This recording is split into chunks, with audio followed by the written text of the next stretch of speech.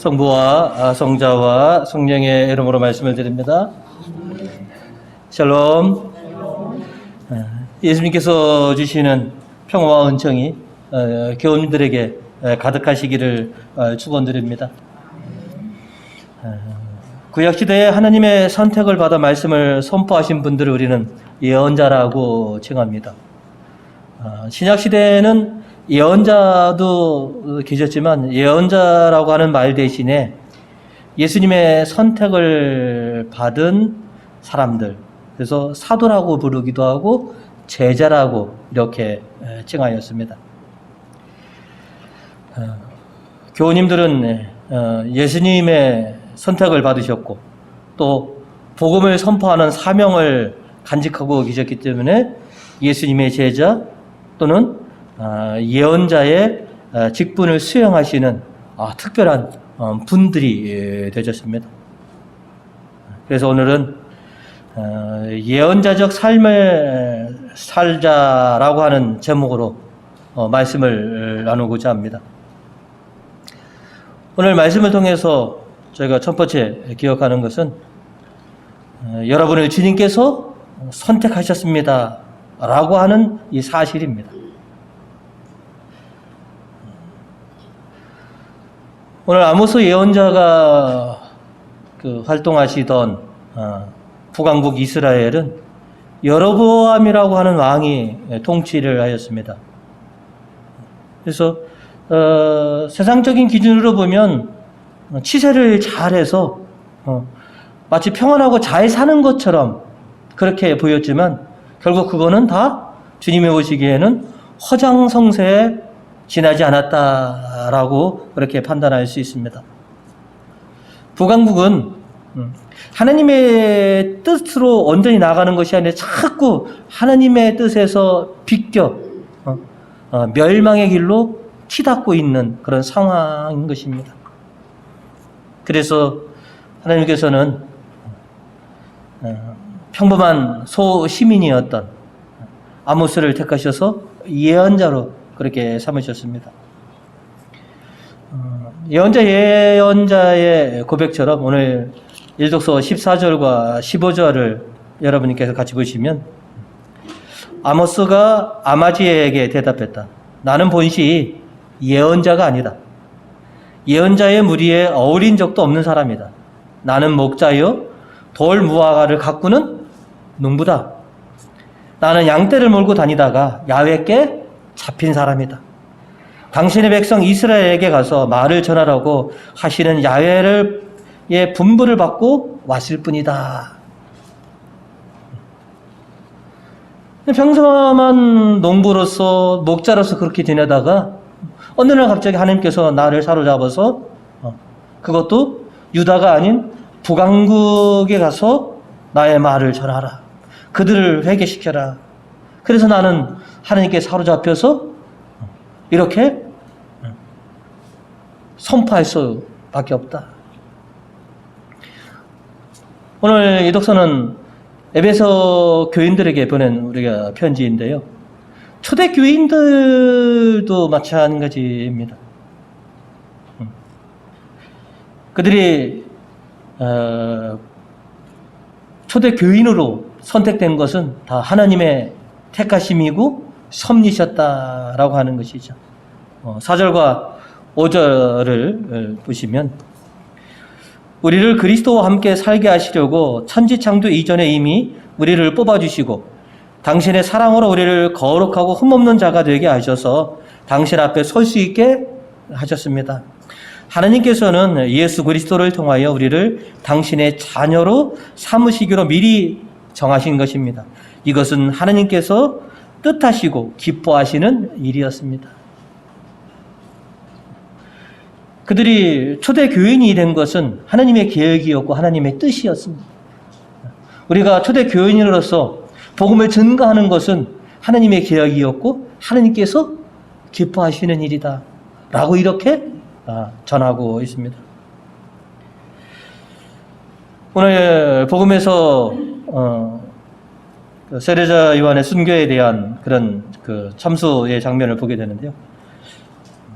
세례자 요한께서도 광야에서 외치는 예언자로서 하나님께 선택이 되셨죠. 구약의 마지막 예언자 말라기 예언자는 이렇게 요한에 대해서 예언을 했습니다. 말라기서 3장 1절에 있는 말씀인데요. 보아라, 나 이제 특사를 보내어 나의 행차 길을 닦으리라. 그는 너희가 애타게 기다리는 너희의 상전이다. 그가 곧 자기 궁궐에 나타나리라. 너희는 그가 와서 계약을 맺어 주기를 기다리지 않느냐. 보아라, 이제 그가 온다. 만군의 여호와가 말한다. 그래서 주님보다 먼저 주님의 길을 예비하시기 위해서 광야에서 그렇게 힘차게 소리쳤던 세례자 요한, 모두가 다 하나님의 택하심을 받았고 하나님의 사로잡혀서 하나님께서 원하시는 그 복음을 선포하는 사람들이 되었습니다. 평범한 일상을 살아갔던 그냥 시골의 촌부였던 아모스, 그리고 세례자 요한, 그리고 초대 교인들 모두가 다 하나님의 선택을 받았고 또 하나님의 말씀을 전하는 예언자적인 그런 직분들을 수행하셨습니다. 오늘날에는 저와 여러분들이 하나님의 선택을 받았고 하나님의 명으로 세상에 당신의 복음을 전하라고 하는 그런 예언자로서의 삶을 우리가 부여받았습니다. 저와 여러분이 하나님의 택함을 받기 전에 특별한 사람이었느냐? 아니, 지금도 이렇게 보면 우리는 보통 소시민입니다.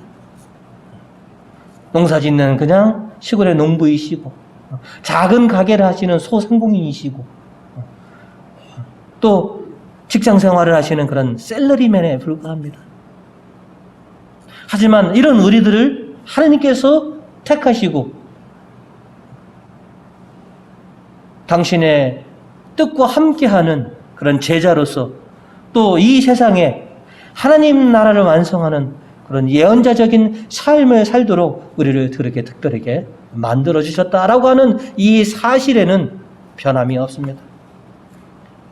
세상적인 기준으로 볼 때 우리는 보통의 사람이지만 하나님의 택함을 받은 특별한 사람임에는 변함이 없습니다. 하나님께서 나를 택하셨고 나에게 당신의 말씀을 선포하게 하라고 하는 이런 막중한 사명을 주신 이 땅의 예언자가 바로 나다라고 하는 이 사실을 우리가 늘 명심해야 합니다.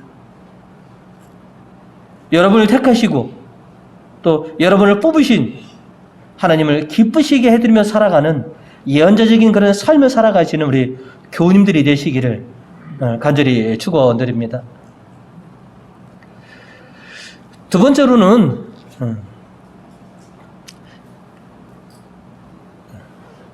우리가 주님의 제자로서 또 복음을 전하는 예언자로서 라고 하는 이런 사명의식을 갖고 우리가 살아야 한다라고 하는 사실입니다. 사람마다 이 세상에 태어나면 자신만의 어떤 사명이 있습니다. 그죠? 사람이 누구나 자기 사명을 자각하고 산다는 것은 의미 있는 일이고 참으로 행복한 일입니다. 내가 이 땅에 그냥 나지 않았다. 하나님께서 나를 이 땅에 내셨다면 그의 충분한 목적이 있으셨을 거 아닌가. 그 사명에 대해서 내가 자각한다는 것. 그런데 흔히들 말하기를 아유 죽지 못해서 살지. 아유 그냥 먹기 위해 살아. 할 수 없어서 그냥 살아. 라고 말하는 인생이라면 참으로 안타깝고 불행한 인생이 아닐 수가 없습니다. 내가 왜 사는지, 내가 왜 이 땅에서 살아야만 하는지에 대한 이 삶의 이 소명의식, 사명의식이 없으면 참으로 인생이 자기 주도적으로 살아가지 않고 그저 그냥 끌려다니고 그저 시키는 대로 할 수밖에 없는 그런 안타까운 인생에 지나지 않을 것이다 라고 하는 것이죠. 아까도 말씀드렸지만 우리는 예언자적인 이런 사명의식을 가지고 우리가 살아야 합니다. 이 땅에 복음을 전하는 예언자로서의 삶을 우리가 충실하게 살아가야 합니다. 농부요 목자였던 아모스는 북왕국 이스라엘의 왕 여로보암에게 힘차게 선포합니다. 시골의 촌부가 그죠?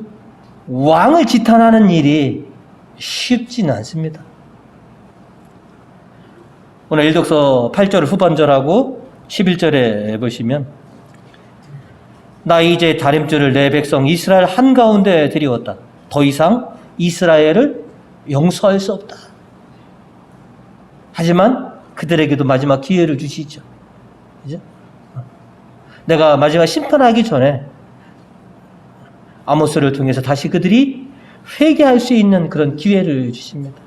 11절 임금님께서는 칼에 맞아 돌아가시겠고 이스라엘 백성은 사로잡혀 포로의 신사가 되어 이 땅을 떠나리라고 떠들어댑니다.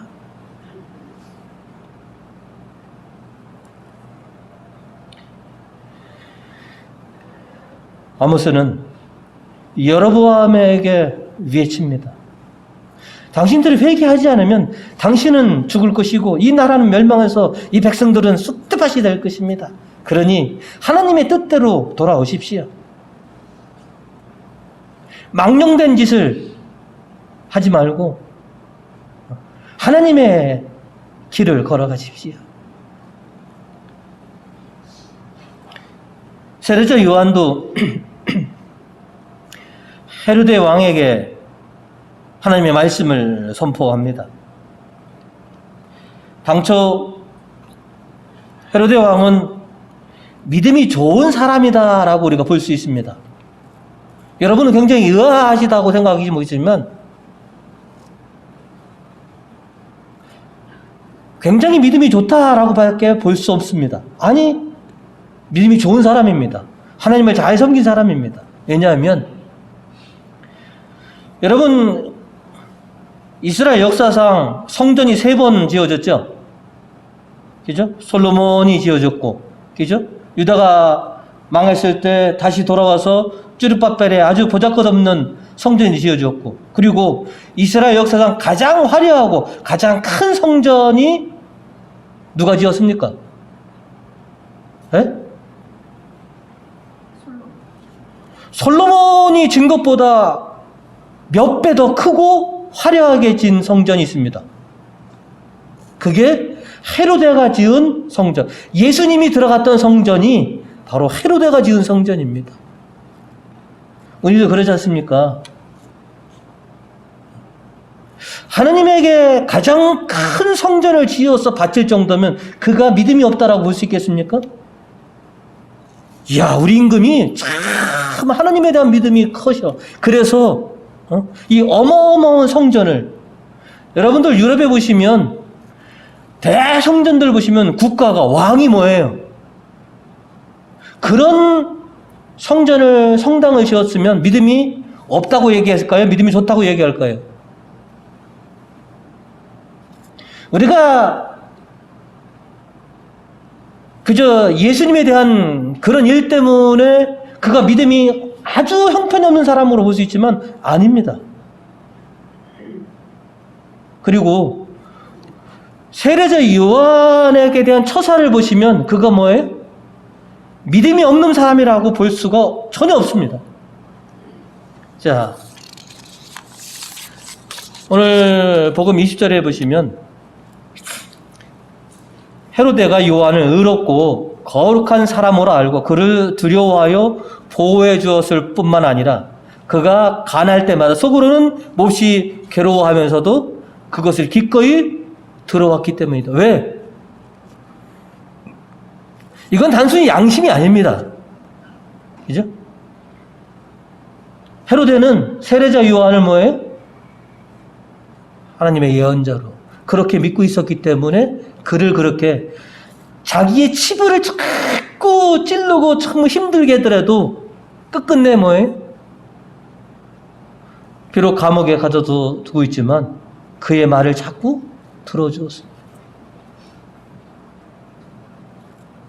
하지만 이런 믿음의 사람도 한 가지 잘못으로 죄악에 빠지게 됩니다. 믿음이 좋은 사람들도 잘못을 하는 경우가 있습니다.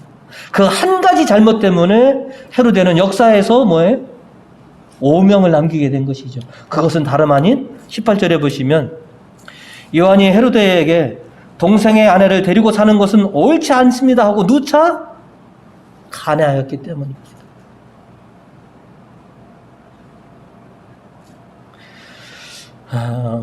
요즘 말로 보면 세례자 요한은 믿음의 총대를 맨 것입니다. 그가 하나님께 큰 성전을 지어서 바치고 자신을 예언자라고 여기는 그런 믿음을 가진 사람이었지만 그가 잘못을 했을 때 기꺼이 뭐예요? 우리들은 어떻게 됩니까?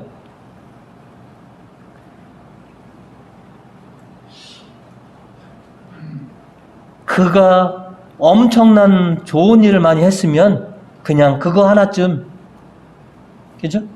당시 2000년 전에는 이런 일이 가능도 하겠죠. 우리나라 역사에서 보면 2000년 전이면, 그죠? 뭐 알에서도 사람이 태어난다라고 하는 전설도 있는데, 그죠? 하지만 그것을 네 믿음이 좋은데 왜 그 하나의 오점으로 하나님께 미움을 살려고 하느냐? 기꺼이 회개하여라.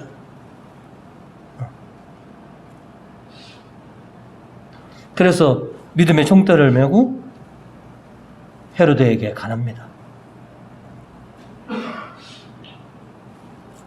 그러니 헤로디아는 헤로데에게서 왕에게 왕권을 잡고서 그렇게 사는 게 낫지. 그죠? 그래서 어떻게든지 그냥 요한을 해하려고 하지만 쉽게 들어주지 않는다는 것이죠. 헤로데가. 그죠? 결국 그래서 오늘 같은 복음에서 이제 참변을 당하게 되는데요. 임금의 그 치부를 드러내는 것, 그죠? 큰 용기가 아니면 할 수 없는 일입니다.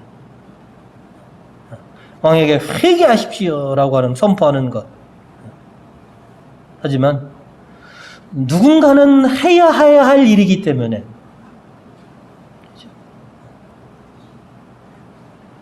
그래서 용기를 가지고 하나님의 말씀을 선포하게 됩니다. 오늘날도 나 아니면 누군가가 할 사람이 없다.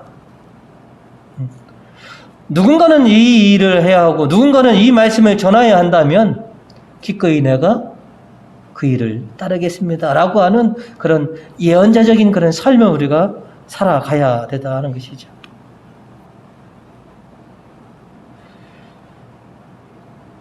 오늘날 우리 주변에는 망령된 대로 돌아간 그런 사람들이 많이 있을 것입니다. 그들을 그냥 계속 두고만 볼 것이냐, 계속 함구할 것이냐, 아니면 오늘날의 예언자로서 그들에게 하나님의 뜻을 바로 가르쳐 주어야 하느냐. 오늘 시편 후반절을 8절 후반절을 같이 한번 읽어보실까요? 자, 당신 백성과 당신을 따르는 자들 또다시 망령된대로 돌아가지 않으면 그들에게 평화를 주시리로다. 그 믿음을 잘 지키다가 결국은 뭐예요? 망령된 짓을 하게 된 사람들, 망령된 곳에 빠진 사람들에게 그들을 일깨워 주어라.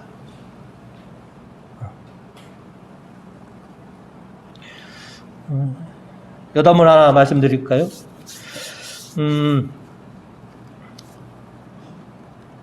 수요 미사 끝나고 제가 집에 가면 보는 예능 프로그램이 하나가 있습니다. 수요일 날 저녁에 하는 것.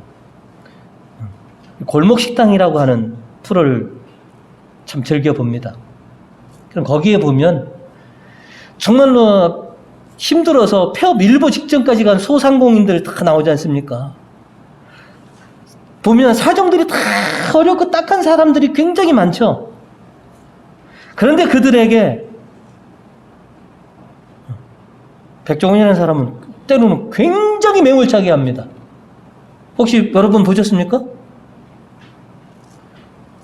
아니 그들을 좀 위로해주고 따뜻하게 부드럽게 좀 대해주는데 왜 그렇게 강하고 매몰차게 할까?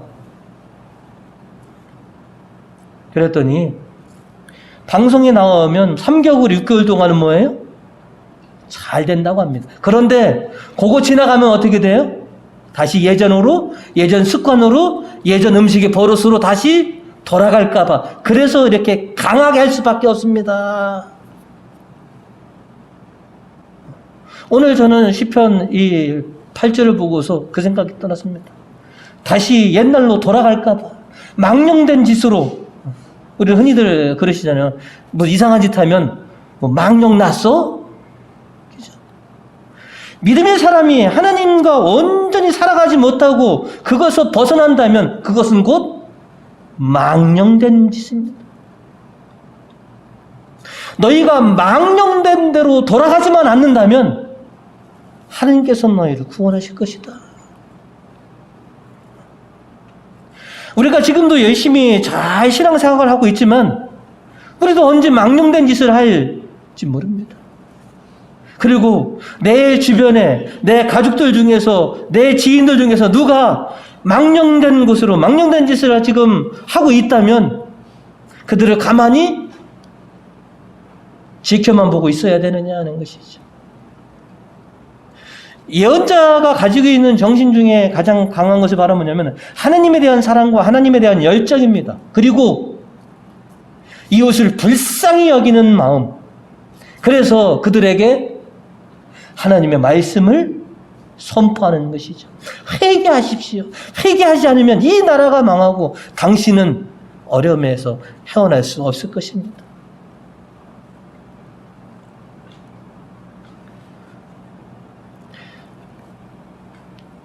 세상을 쇄신시키고 사람을 변화시키는 가장 강한 힘은 무엇이냐? 하나님의 말씀입니다. 우리가 잘못한 것이 있습니다. 교회 나가라, 교회 나가라. 이거는 복음이 아닙니다. 여러분도 지금도 그러신다면 여러분 잘못하시는 겁니다. 교회 나가라는 말이 복음입니까? 아닙니다.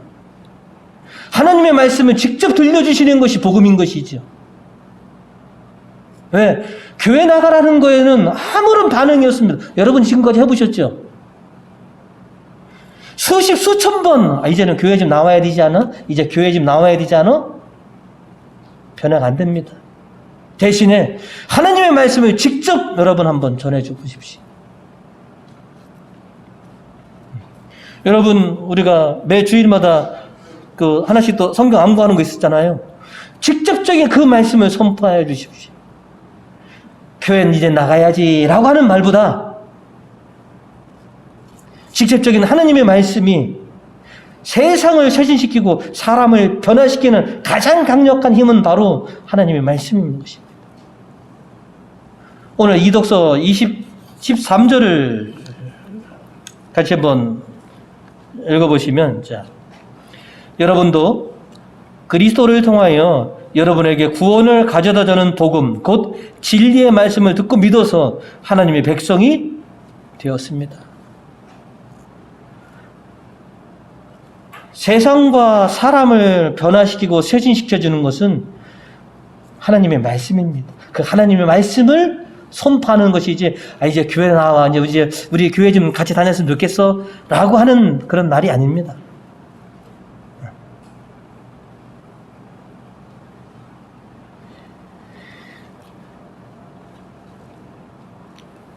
내 스스로가 주님의 나라에 들어갈 때까지 망령된 짓을 하지 않고 망령된 곳에 빠지지 않도록 조심할 것이며, 혹 내 주변에 그런 사람이 있다면 그들을 건져내고 그들을 구원하기 위해서 그들에게 하나님의 말씀을 선포하는 것을 중단해서는 안 됩니다.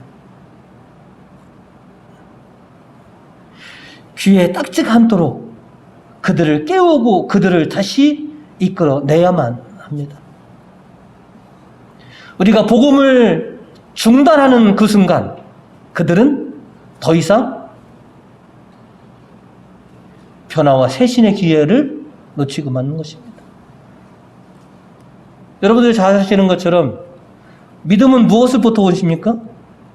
믿음은 들으면서부터 온다는데 그 선포가 끝나면 믿음은 없어지는 것입니다. 그죠?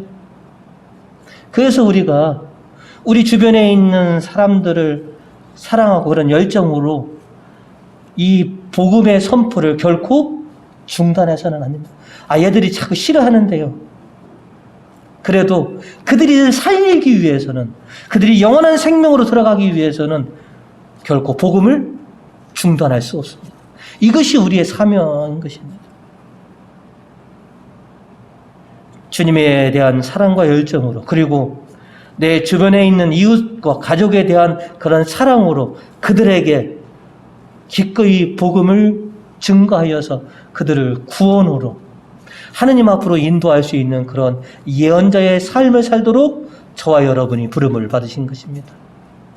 이 땅의 예언자로서 특별한 사명의식을 가지시고 주변에 망령된 그런 곳에 있는 자들을 깨우셔서 온전한 하나님의 사람을 다시 일으켜 주시는 그런 우리 교우님 되시기를 주님의 이름으로 축원드립니다.